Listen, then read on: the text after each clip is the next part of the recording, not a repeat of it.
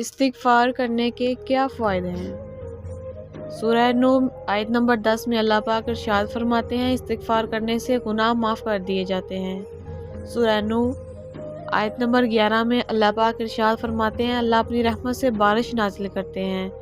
سورہ نور آیت نمبر 12 میں اللہ پاک ارشاد فرماتے ہیں کہ اللہ پاک اپنی رحمت سے اولاد نصیب کرتے ہیں، اللہ پاک مال دیتے ہیں، باغات ملتے ہیں۔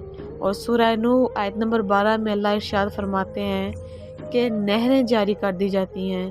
سورہ ہود میں اللہ ارشاد فرماتے ہیں خوشحالی والی زندگی اللہ نصیب کرتا ہے اس شخص کو، طاقت اور قوت ملتی ہے جو استغفار زیادہ سے زیادہ کرتا ہے۔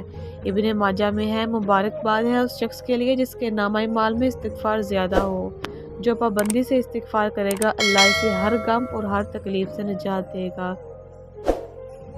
اور اسے ایسی جگہ سے رزق دے گا جدھر سے اسے گمان بھی